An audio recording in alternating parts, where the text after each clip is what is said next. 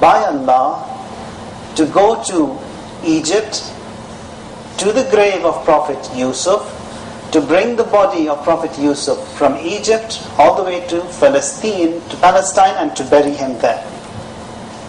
But Allah doesn't give him the address of where the body is, where the grave is. Says when you will come to Egypt, you will go and meet that old lady, gives the address of an old woman, that she will give you the address of where the grave of Prophet Yusuf is. He comes to Egypt and there finds the old woman. Now this again is the wisdom, the maslahat of Allah. If he wanted, he could have given the address straight away to Prophet Musa, but he doesn't. He comes to Egypt, finds the old lady, and then says to her, where is the grave of Prophet Yusuf? She says, I'll give you the address on one condition.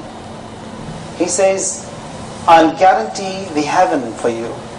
She says, heaven I will get, regardless whether you guarantee or whether you don't, I'll get to the heaven. And then she says, I've got a condition. If you fulfill that condition, I'll show you the address, give you the address. Wahi is revealed to Prophet Musa. Accept it, whatever condition she has, accept it, because it's me, the God, who has to give her and you, and nothing is going to go from your pocket. He accepts, says, okay. She says, the condition I have is that in the heaven, I want you to guarantee, I want to be in the same rank, whatever rank Allah will give you. That is the condition I have. If you guarantee that, I will give you the address of Prophet Yusuf's grave. He accepts. Then Rasulullah says, what a pity. This man, he comes to me all the way to Ta'if, and then he comes to meet me and says, I want 200 goats. That is sustaining a huge big loss. That is someone who has come to the Prophet and asking for a goat. It is like we coming to the Imam of time and telling him, Imam, or if the Imam is over here in this Majlis, we tell him, Imam, we've got a headache, can you cure it? So that's a huge big loss. What Imam teaches us is that elevate your niyyats, high niyyats, have a high niyyat. Now, that is one. Secondly, Imam says that Allahumma waffir bilutfika niyyati. That niyyat of mine, Allah, make it as such that I take everything on board. A niyyat which is huge, which is vast. How can that be? For example, we are sitting over here and we want to be in Karbala, but we can't because of this passage of this distance that is present over here. That we can't be in Karbala. We have to be either here or in Karbala. Or the same thing with Mecca, the same thing with Najaf. But if we come to our minds, that is possible.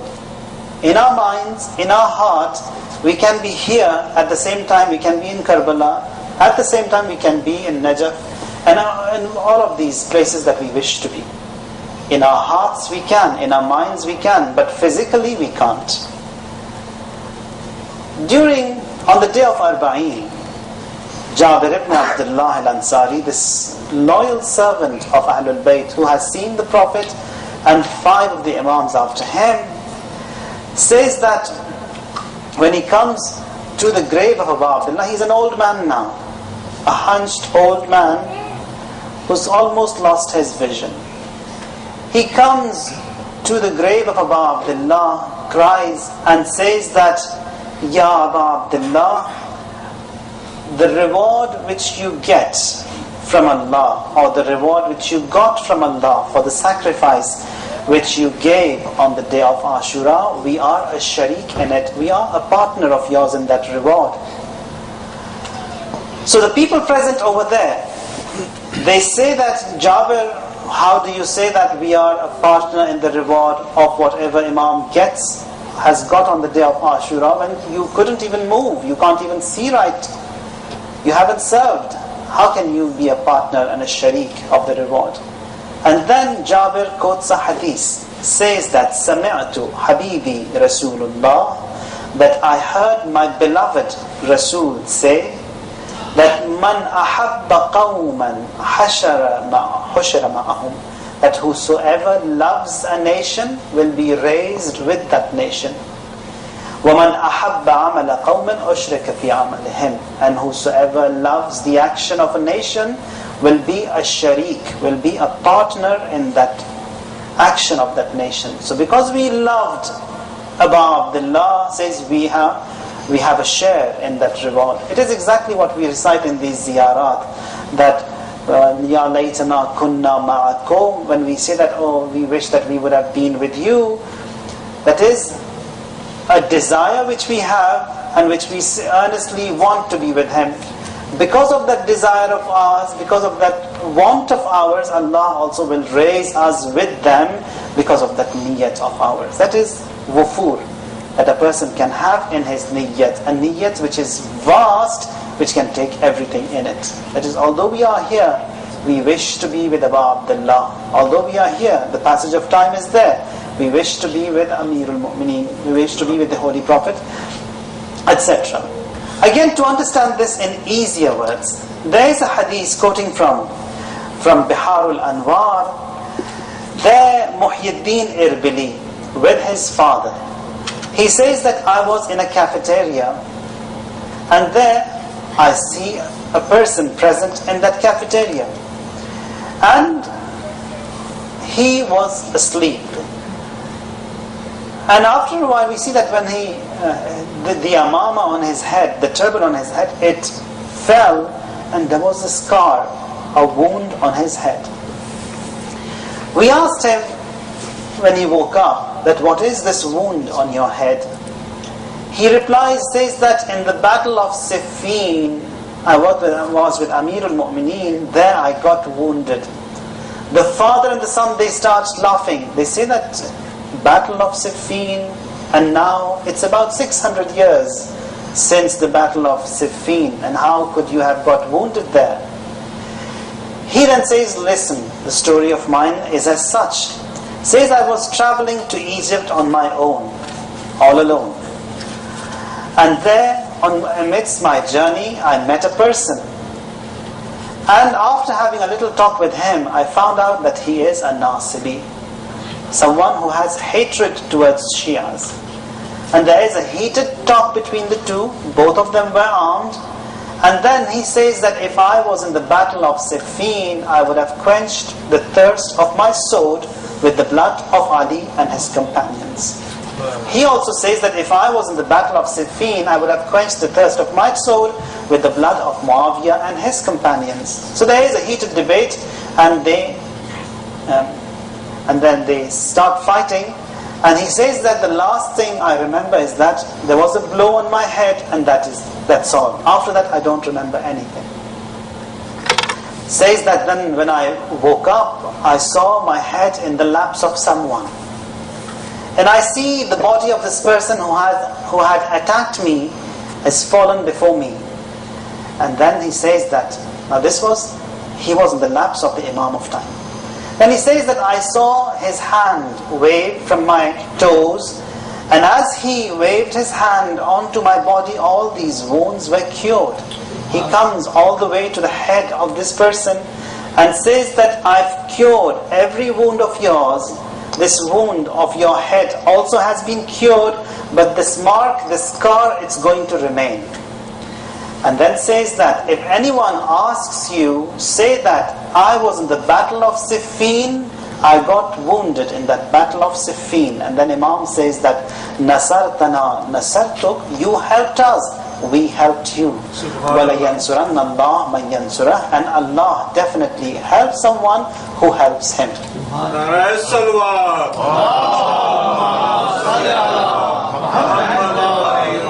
So niyyat we have to correct. A niyyat we have to elevate it, which is high. A niyyat which is vast.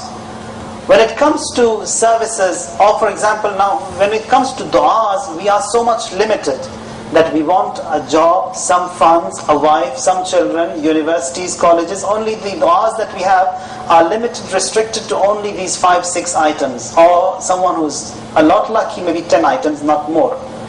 So what the teaching is that we increase it, make it huge.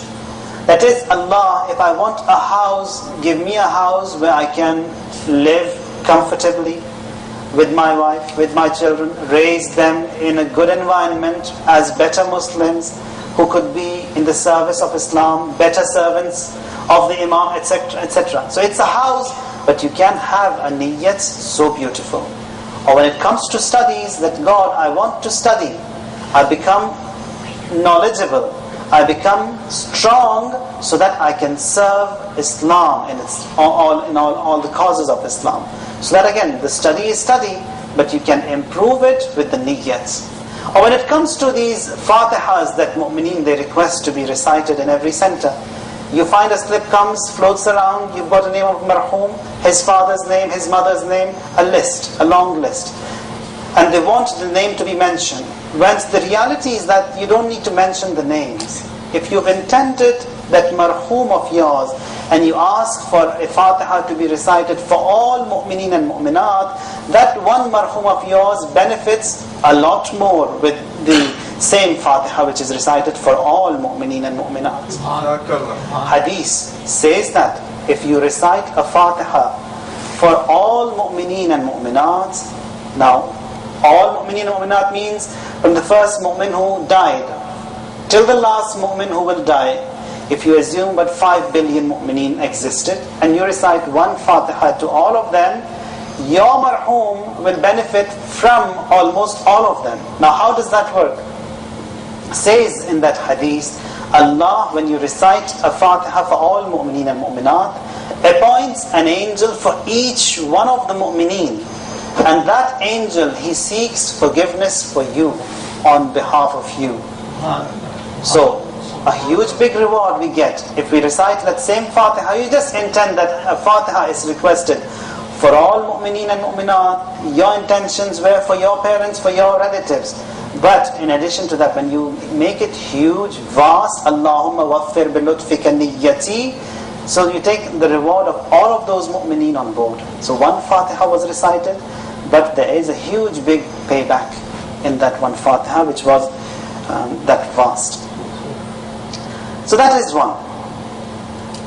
So niyyat, we have to correct, make a niyyat which is high. Now again, when it comes to these majalis of Abu Abdullah, when we shed tears, and with that exalted niyyat of ours, with that perfect and vast niyyat, we cry for Abu Abdullah. As a result of that, we find that the wrong and the sins also of ours, they get shed. We talked about tongue, it has to be clean. We talked about the stomach, that it has to be clean from every haram. There is a hadith again from our sixth Imam. He says that, now the companions, they report this hadith that we were in a journey with the Imam, and there they had a camel with them. The camel, it fell ill. They needed to travel the next morning. They couldn't carry the camel, they couldn't take it. They come to the Imam and say that, Imam, what shall we do? We can't take the camel with us. We don't need the meat as we are moving early morning. And what shall we do? Shall we just leave the camel here to die? The Imam says, although we do not need the meat and that we cannot take it, kill it in the way of Allah, that is, make it halal, slaughter it. Why? Let even the animals, if they are to consume, let them consume halal.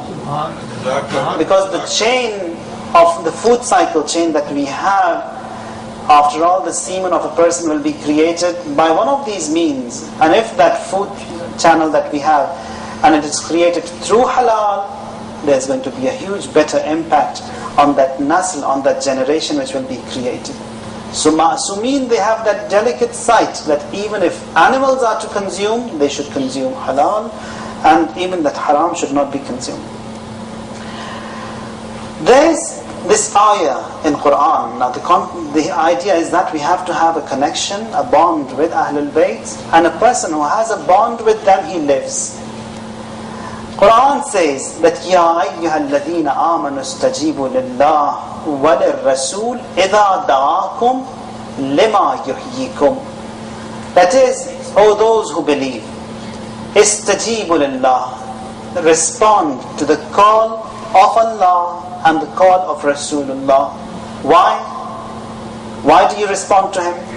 Accept his call. It says, إِذَا دَعَاكُمْ لِمَا يُحْيِيكُمْ. That is, if you respond to his call, if you accept his call, you will live, you will gain life. How is that? The teachings that we have when it comes to consumption of halal says that an animal that has been killed in the way of halal, it is worthy to be laid on the tables of mu'mineen. Mu'mineen can eat. And if it is not, you have to spend and dump it, throw it away. It's not worthy for it to be laid. It must not be part of the meal and the food of mu'mineen. Why? Because it hasn't passed through that process of halal. The same thing with human beings. If they accept the call of Rasulullah, says he lives, he is alive. If he denies the call of Rasulullah, he is dead. Someone who is dead is najis, is worthless, needs to be thrown away. To understand this in simple language, a person comes to Imam Kazim alayhi salam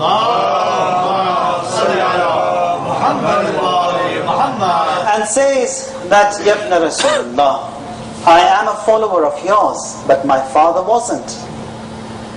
A person has come to me and he says, he claims that my father, he owes him a large sum, a large amount, 10,000 dirhams.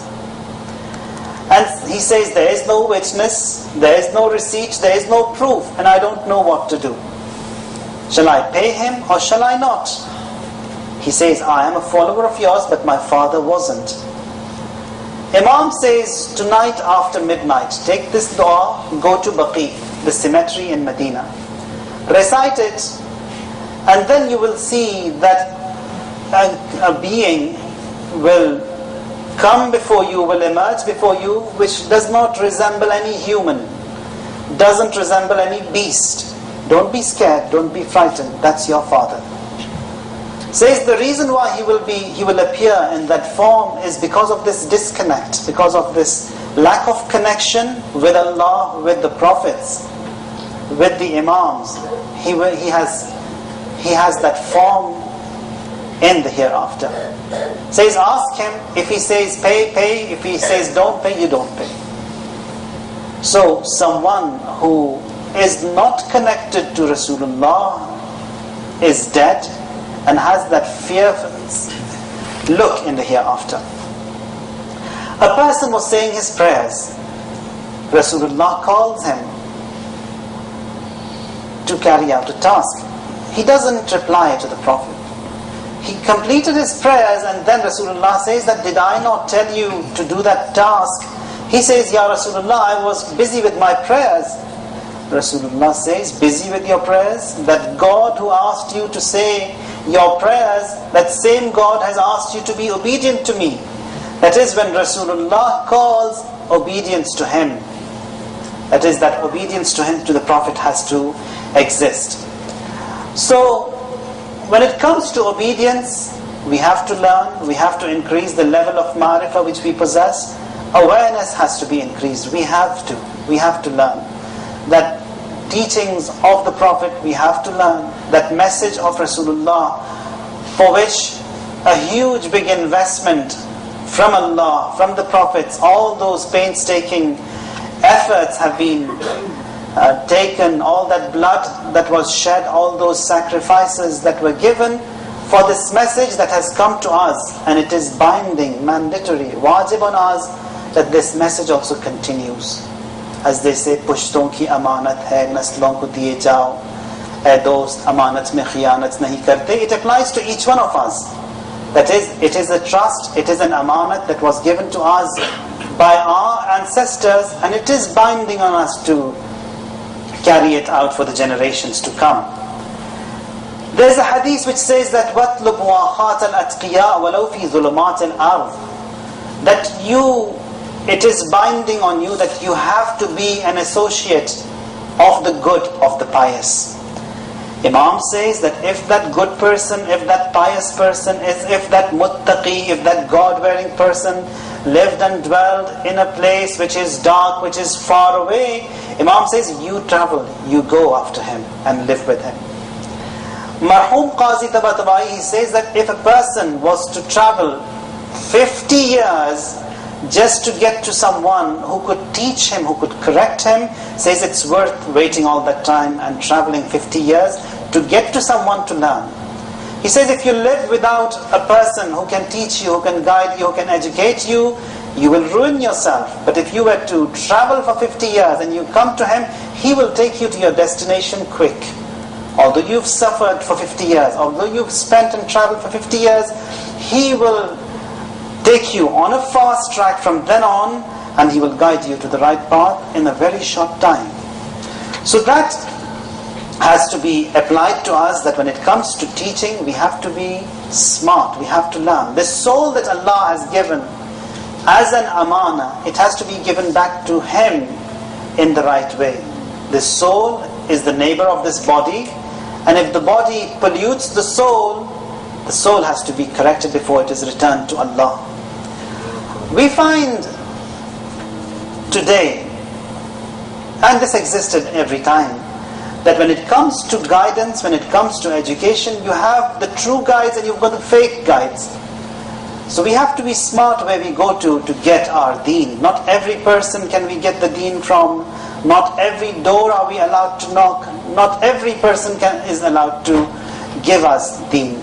Hadith says that man asgha ila natiqin faqad abada, that someone who listens to a speaker, to an orator, he has worshipped him. And if this person spoke about Allah, you worshipped Allah. And if he spoke about Iblis, you've worshipped Iblis. So this soul has to be protected. The doors of the hell are 7. Inputs of the soul are 7 too. The 2 eyes, the 2 ears, the mouth, and the private parts, 7. It says, if a person secures these inputs to the soul, he has secured the doors of the hell and he would not enter them. One of the reasons why we don't enjoy our prayers is that these inputs to the soul, the 7, they are not secure outside the prayers. And when we start saying our prayers, all that has been pumped in to the soul through these 7 inputs, it pumps out the moment we say Takbiratul Ihram, Allahu Akbar, and start our prayers. A person comes to Marhum Ayatullah al-Uzma Araki and says that, give me an advice. He says, what do you do? He says, I make windows and doors.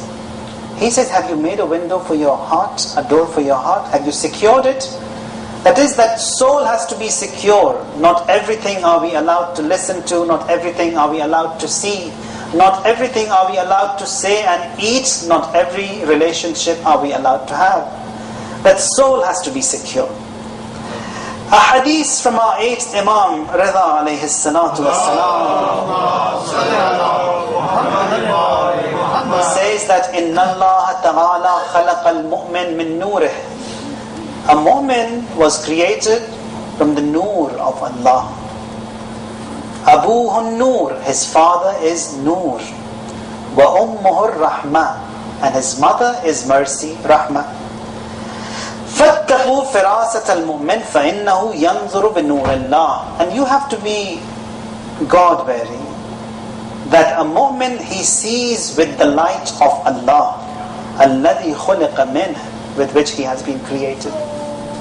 Or that hadith which we did recite here quite a few times, that says that شِيَعَتُنَا قَدْ خُلِقُوا مِنْ فَاضِلِ تِينَتِنَا وَعُجِنُوا بِنُورِ الْوِلَايَةِ, that our Shias, they've been created with the leftover clay with which Ma'asumeen were created, and that clay was mixed with the nur of Wilaya. That we've been created with the same leftover clay with which Ma'asumeen were created. So with that genesis of ours, with that beautiful past of ours, or the essence of ours with which we were created, it's a pity that we lose ourselves, or as it was mentioned on the first day, that price tag that Allah has set for every individual, which is the paradise, we reduce it to something which is hell.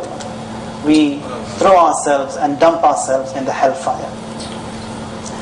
So we have to be smart, we have to be careful. What goes into our souls comes through the right channels, through the right sources. And if it comes through the right sources, you will find that your soul, it is enlightened. A person, he gets enlightened. And when he gets enlightened, the distance between him and Allah reduces. A question may come to our minds that why did Abu Abdullah al-Hussein rise? Why did he rise? Why did he stand? Was it just because Yazid was a bad person? If that was the case, then it wasn't a great big deal.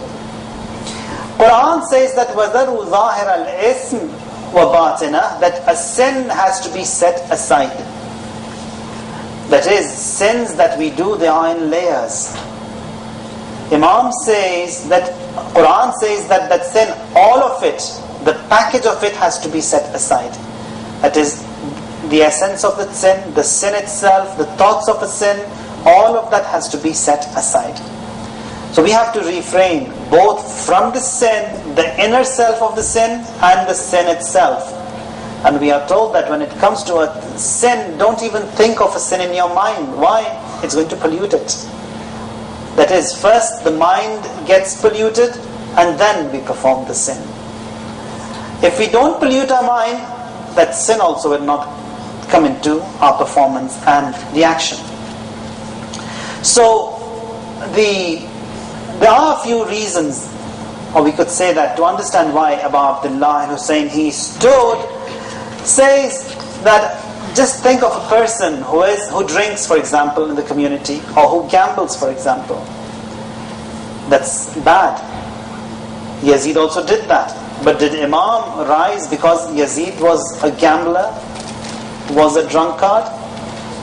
Assume a second person in the same community who has a bar, for example, where he sells liquor. So the sin of the first one was smaller compared to the sin of the second. He is doing a sin on a larger scale.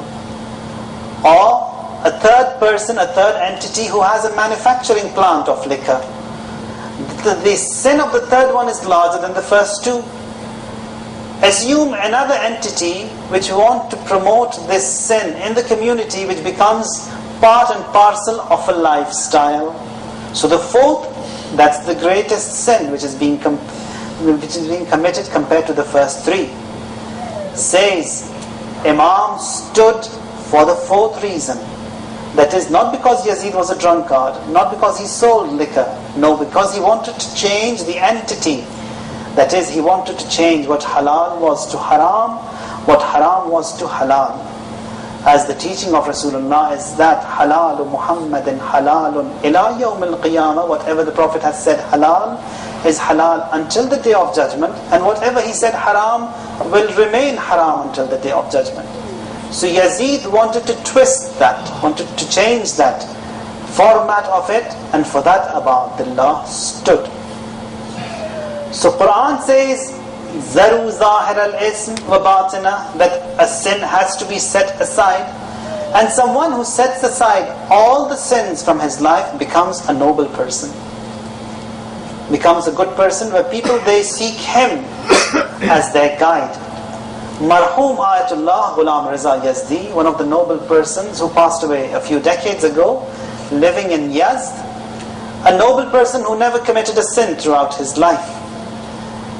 A person who was very ill, 17 years of age, he says that when the body of this alim was in the mosque, was to be laid to rest in the morning, there was someone reciting Quran by him. And this ill student, he says that the cure for me was nothing at that time. The doctors had said nothing can be done for your cure. He comes to the mosque, kisses the feet of this alim, saying that, God, I definitely know that there is shafa in them because of that purity which he possesses, because the nobleness which he has, and he gets shafa. Now this alim, it is as such that when it started to rain, there was a flood in Yazd. Everyone came to him to seek his help. The dua is requested from you, so that you help us from this misery that we are facing. He comes, recites the 2 rakat prayers, raises his hand towards the skies, and then says, God, if there is any person bad in this city, in this town, it's myself. Forgive me. Don't punish these people. Says the moment he has that dua, the clouds, they stop raining and everything dries up. So someone who puts aside all the sins that are in his life, As a result of that, a person, he becomes noble, a person, he becomes pious, du'as of his, they ascend. And that is why we find Ma'sumin, they say that Adubbuna aslu kulli shay. Our enemies are the sources of all these sins. That is, all of these sins, they have to be put aside. When we talk about sins, that is the way of life that Amir al-Mu'mineen has told us to live. And that is, whatever your mujtahid has said, do it, don't do it. Quran also says the same thing. Ayatul Kursi, which we recite very often, says there are two fronts before us, Awliya'ullah and Awliya'ul Shaitan. That is, on one hand we have Awliya'ullah, follow them. And confronting them we have Awliya'ul Shaitan, don't follow them. We can't say that we are living in the West, we can't live a practical life with whatever Islam has taught. Islam is a religion, it is a deen which is adaptable by nature to every individual. East and West makes no difference. East and West, these ideas that we have are ideas and conspiracies of shaitan, temptations of shaitan. That is, Quran says again, that بَلْ يُرِيدُ الْإِنسَانِ لِيَفْجُرَ أَمَامَهُ. That man, he wants to sin, wants to do wrong. For that reason, all these different excuses, they come up. لِيَفْجُرَ أَمَامَهُ.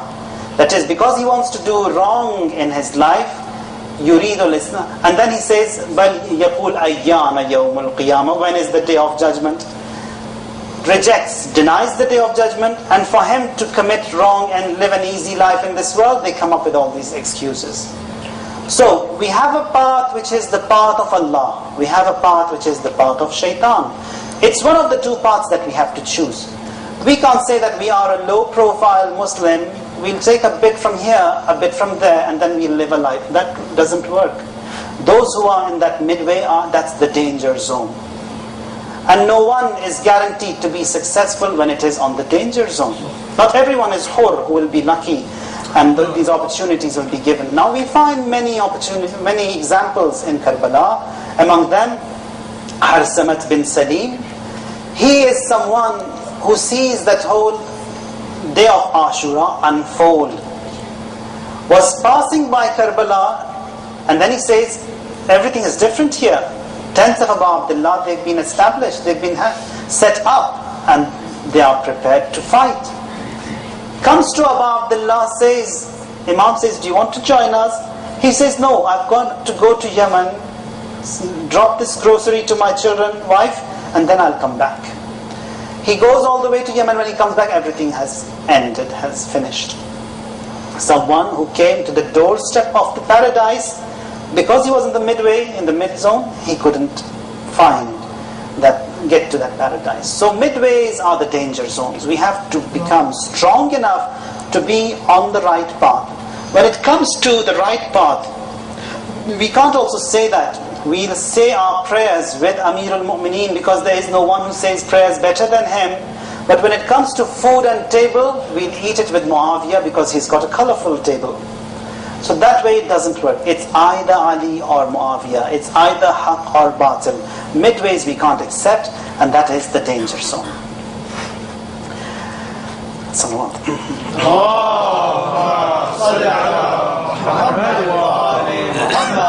when it comes to the cultures that we have a culture that is made by Mu'mineen, which is defined as Awliya'ullah in Ayatul Kursi.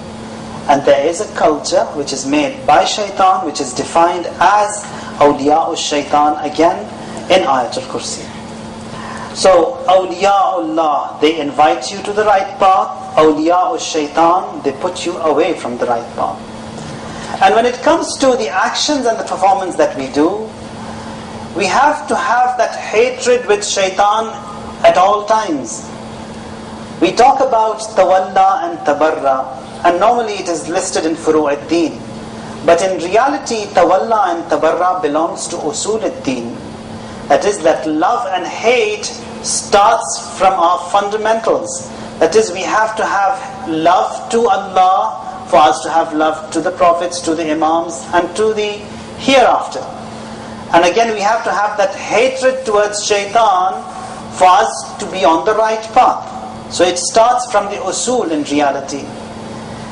And when it comes to love and hate, crying for Abu Abdullah is good. We have to.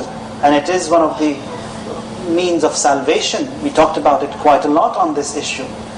Tears that are shed for Abu Abdullah, they are weighty, they are pricey, when the concept is also observed with it. That is, we cry for Abu Abdullah because of the love we have. Quran says, in kuntum tuhibbun Allah fattabi'uni yuhbibkumullah. That is, if your claim is that you love Allah, you love God, fattabi'uni, be obedient to me. With that obedience, yuhbibkumullah, Allah will also love you. That reciprocal love takes place with obedience. Without obedience, nothing happens. With obedience, a person is on the right path. Without obedience, he is with shirk. Or for example, if you look into the day of Ashura, again, Hur, he was lucky, he found salvation. Umar Sa'd also, he was an honorable person. People knew him. His father, that is Sa'd bin Abi Waqqas, was among the conquerors of Iran. He was an honorable person recognized in the community. When he was offered to fight Abu Abdullah, he says, give me 2 days grace period to think, because he did not want to fight.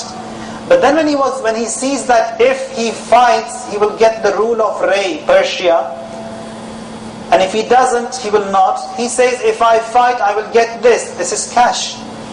And if I don't, I'll get the heaven, which is not cash, which is something which will be given to me later on. So he was on the midway. He knew the right and wrong. He wasn't an ignorant person. He knew what is right. He knew what is wrong.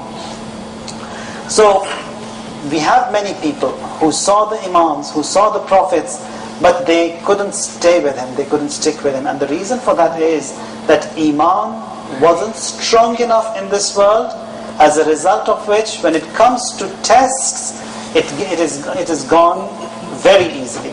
So we have to strengthen ourselves. And one of the pains that a person sees when he is giving away his life, it's the pain of death.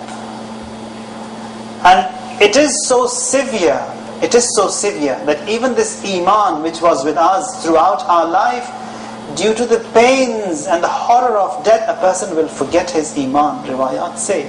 Because shaitan also comes there to tempt, to fight him, and to invite him.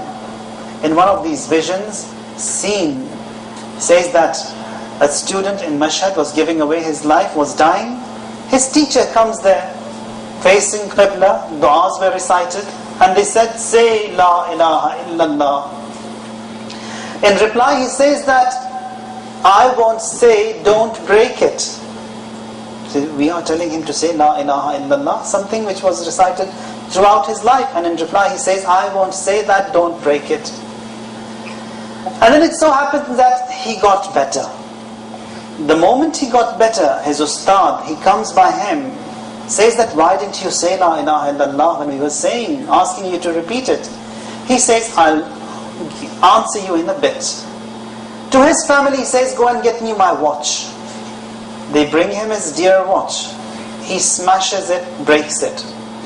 And then he says, when you were telling me to say La ilaha illallah, shaitan was here. He was showing me this watch and he had a hammer in his hand. He said to me, if you say La ilaha illallah, I'll break this watch, I'll smash it.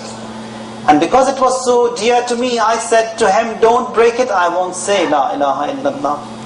So these attachments that we have in this world, in this dunya, the stronger these attachments, the stronger the bond to them, the tougher a person it would be when he is dying and giving away. And all this is a lesson to myself first, when he is giving away his life. And the stronger a person is on Iman, riwayat, they say that the pains, the horror of the death, it's so strong that because of that horror, the pains, he will forget his Iman. And for that reason we are told to recite this dua adila a lot, as much as we can. It is in Mafatihul Janan that you recite this dua adila, and what happens is that you tell Allah that, Allah, this aqaid of mine, this aqidah of mine, keep it in a safe deposit before yourself, and when it is going to be the time of need of mine, return it to me. When it comes to niyat, again, you have to be smart when it comes to niyat. Now, every day, because of the busy schedule that we have, we forget to have an intention qurbatan ilallah. We start our day. Now, we can have a direct deposit arrangement with Allah. Tell Him, Allah, whatever I will do good throughout my day, starting from today until the last moments of my life, it's going to be qurbatan ilallah. That is, we do practice this in the month of Ramadan. We have got two options. Either you intend every day for the fast of that day, qurbatan ilallah, or you can have one niyyah on the first night of the sacred month of Ramadan, and that one niyyah will last you for 30 days, for the whole duration of the month. We can have that smart arrangement with Allah, that whatever good I will do throughout my life, Allah, it's going to be qurbatan ilayk, qurbatan ilallah, and that would reduce the distance between us and Him, and everything would be classified as worship. So we have to be smart when it comes to a'mal, when it comes to niyyat, when it comes to attachments, when it comes to picking and choosing the two ways that are before us, awliya'ullah or awliya'ul shaitan. It's one of the two. Being in the middle, that is not possible. It was these days that when our fourth Imam was inquired,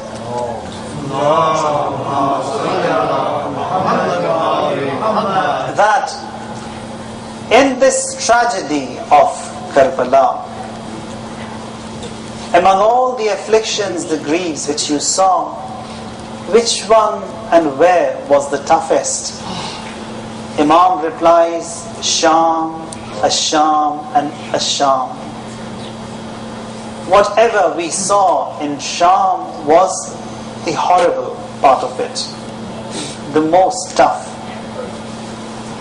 There is a phrase we find in Maqatil which says, Dakhalat Zainab bint Ali ala ibn Ziyad.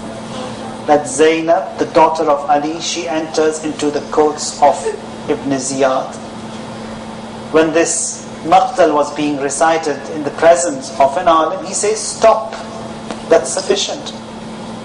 Now that one phrase, it has nothing to cry that Zainab enters into the courts of Ibn Ziyad. But someone who has that ma'rifah, that whose understanding, whose knowledge is high, for him that one sentence is sufficient. He says, Zainab, the daughter of Ali, who is from the headquarters of Islam, she entering the courts of Ibn Ziyad, that is a disaster. She must not enter. That one sentence, one phrase is sufficient to cry. Sham, the afflictions that downpour on Ahlul Bayts, the most severe were in Sham. Sahil bin Sa'd, he says, now Sahil bin Sa'd is among the ashab, the companions of the Holy Prophet. He says, I was visiting Damascus, and at that time Damascus was an established place with high-rise structures, nice markets, etc. Says, I come to that place and I see that everything has been adorned, as if there is a feast, a festival, a celebration over there. And mobs of people, they have clustered in that town center. Says, I do not know what is it. I come to one of the people present over there and they say and ask him, is it a celebration? He says, are you not from this town? He says, no, I'm not. I've come all the way from Medina. Says, what is happening? Is it a special festival that you have, an Eid? He says, yes.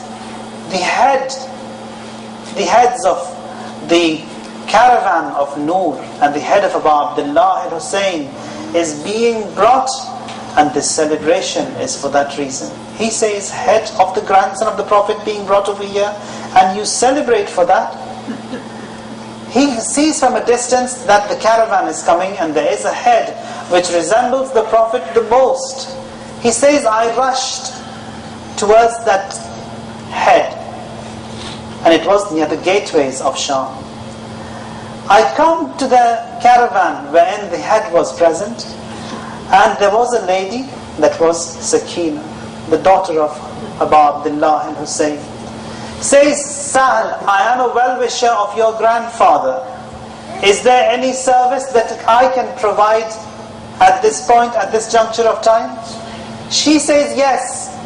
Do something, take this head away so that people, they don't cast their looks and sights towards us.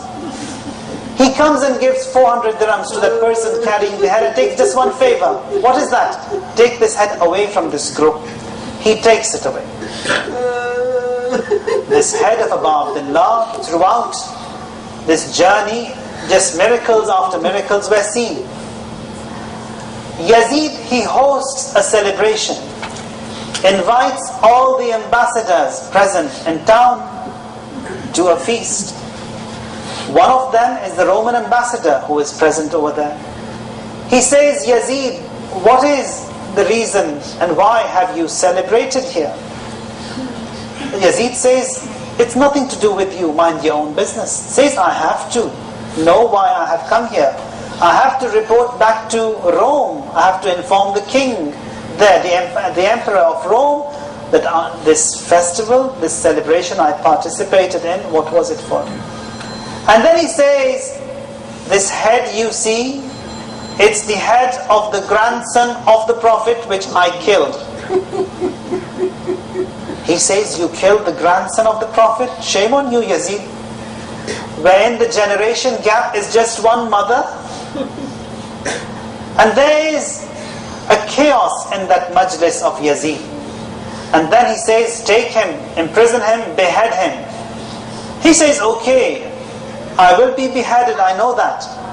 But I have a request. Says, what is that? Says, allow me to kiss this noble head once. He says, okay, permission granted. He says, this morning I had a dream that I saw the Prophet of Islam in my dream. And I wondered why the Prophet of Islam has come to see me when I'm a Christian. And then says that I hugged the head of Abu Abdullah and say, La ilaha illallah, Muhammadun Rasulullah. And then he also was beheaded in the way of Abu Abdullah. Noble head of Abu Abdullah, his presence everywhere had that miraculous effect of guidance throughout. The same thing on the day of Ashura. We talked about obedience. Obedience, if we see, that is in Karbala. Submission, if we find, again that is seen in Karbala. And among those who submitted the most, or the most obedient to Abu Abdullah, is Abul Fadl al-Abbas, this loyal brother of Abu Abdullah. And if wafa was to be defined and translated into any language, the meaning of wafa is Abbas. No one else can give a better definition to wafa better than Abbas. Marhum Ayatullah Puchani has written a book called Siyahat al-Ghab. He says that in one of these days of Arba'een, like it's going to be tomorrow here, says that it is a sunnah, a custom that people, they walk to the noble shrine of Abu Abdullah without footwear. Says, I also, it was a hot day, I also intended to travel. And I forgot, because I was in a rush, I did not take any water with me. Says, I said, if I get thirsty, I'll get that water from one of these caravans that are going to be on our way.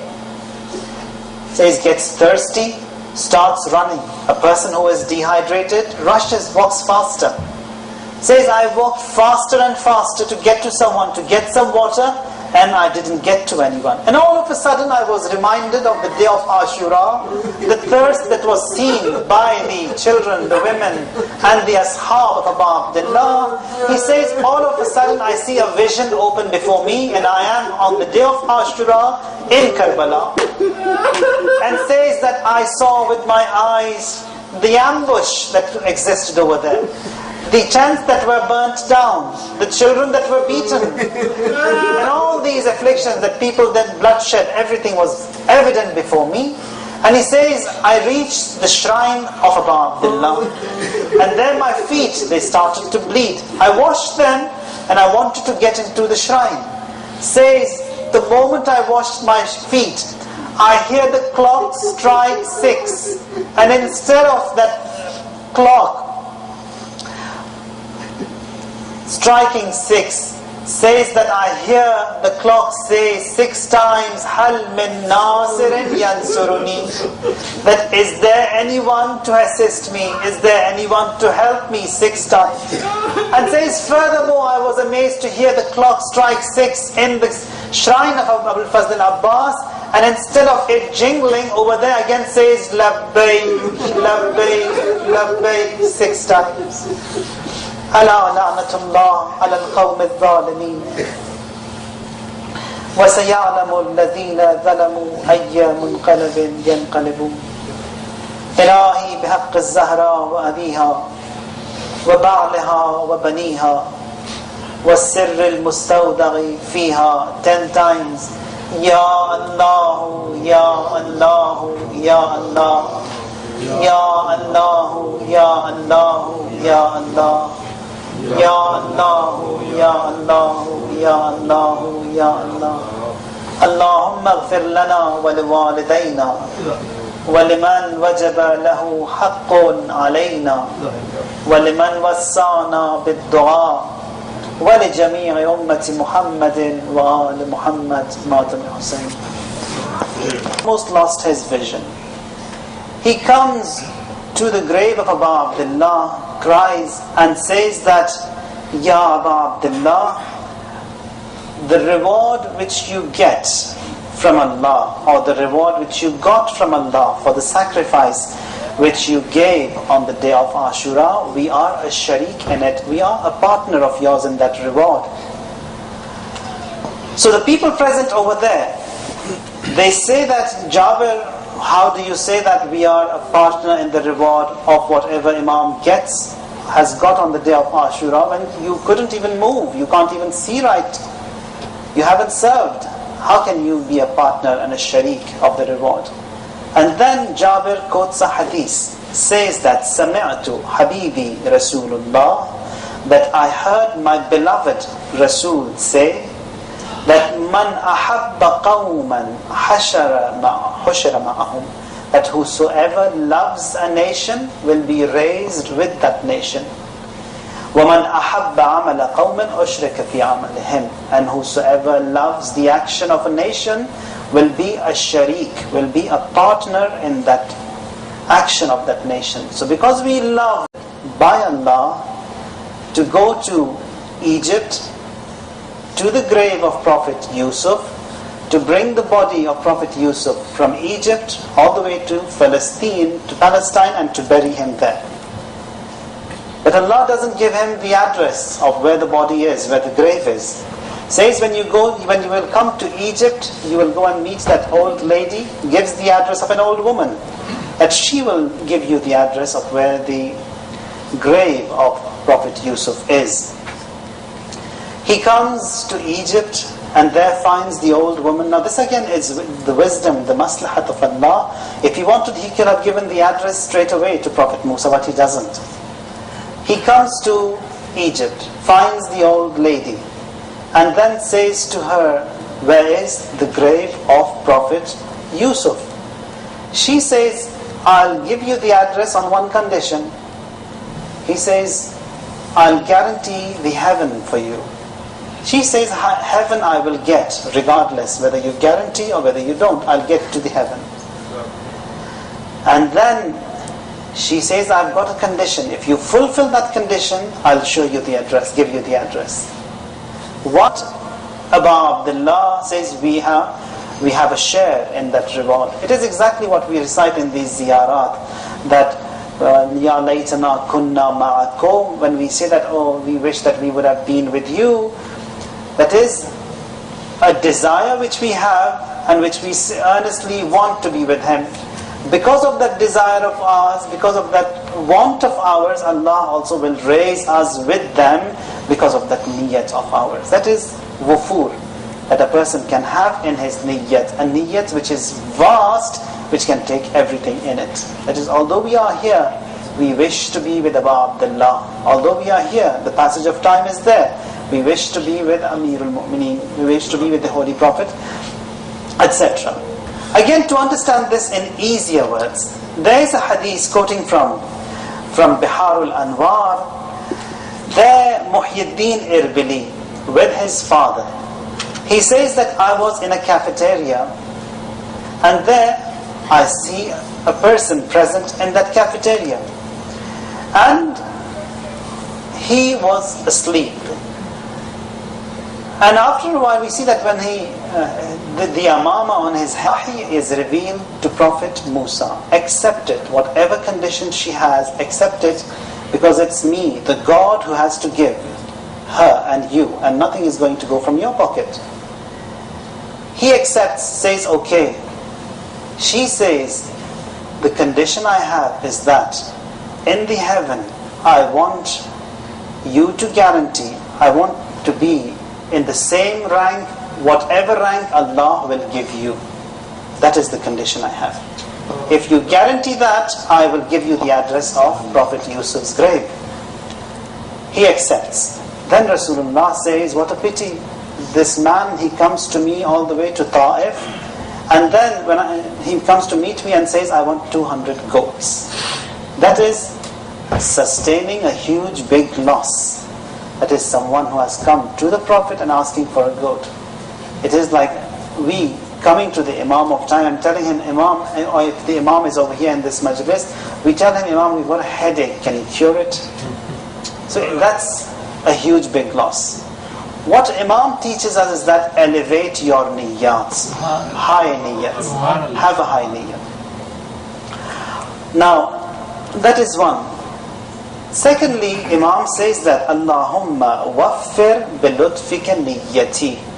That niyyat of mine, Allah, make it as such that I take everything on board. A niyyat which is huge, which is vast. How can that be? For example, we are sitting over here and we want to be in Karbala, but we can't because of this passage of this distance that is present over here. That we can't be in Karbala. We have to be either here or in Karbala. Or the same thing with Mecca, the same thing with Najaf. But if we come to our minds, that is possible.